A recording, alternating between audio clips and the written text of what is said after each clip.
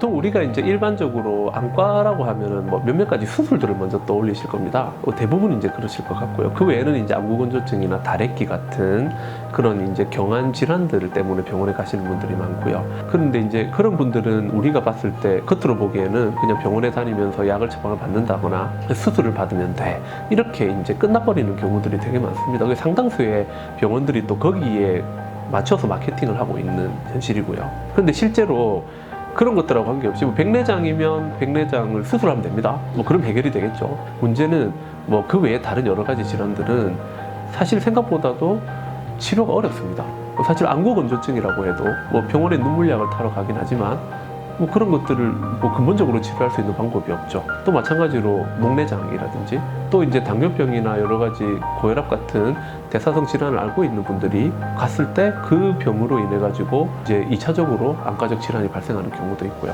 또 이제 피로가 가중해 가지고 생기는 여러 가지 질환들도 있습니다. 그런 것들에 대한 부분들이 안과적인 부분에서도 치료가 요원하지만 실제로 몸 자체도 많이 무너져 있는 경우들이 많습니다. 그래서 이런 경우에는 전체적인 몸의 어떤 대사적인 관점에서 같이 치료를 해주면 안과적인 부분들이 훨씬 더 좋아집니다. 그래서 저희들 같은 경우는 한 5가지에 대해서 보통 중점적으로 치료를 하게 되는데, 먼저 안구건조증에 대해서 눈에 대한 뭐 인공눈물이라든지 이런 것뿐이 아니라 뭐 건조증에 대한 전반적인 원인별 치료를 하게 되고요. 그에 따라서 뭐 안구건조증 검사기라든지 뭐 자율신경 검사 장비라든지 이런 걸 통해서 실질적으로 좀 더 건조증에 대한 원인이 뭔지를 좀 파악을 해서 그거에 맞춰가지고 뭐 레이저 치료라든지 영양 치료라든지 뭐 기타 여러 가지 어떤 식이 치료라든지 이런 식으로 병행을 해서 하는 안구건조증에 대한 치료가 있고요.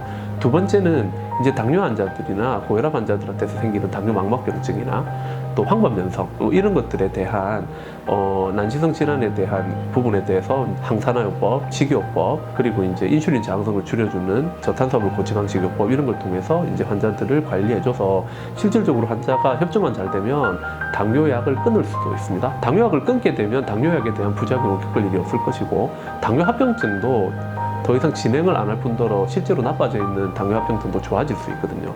항상 우리는 뭐 노인성 황반변성이나 당뇨 망막증 같은 합병증은 무조건 진행을 하고 실명이 되는 병이라고만 알고 있었는데, 이렇게 원인에 대한 그 이해를 좀 바꾸고 그거에 대해서 식이요법이라든지 영양 치료를 통해서는 훨씬 더 좋은 결과를 만들어낼 수 있기 때문에 이제 그런 쪽이 중점적인 치료. 다음에는 염증 관계된 치료를 합니다. 보통 이제 포도막염이나 알러지 관계된 환자들이 많이 오시는데, 그런 환자분들에 대해서 염증을 줄여주는 뭐 이런 쪽으로 치료를 하게 되고요.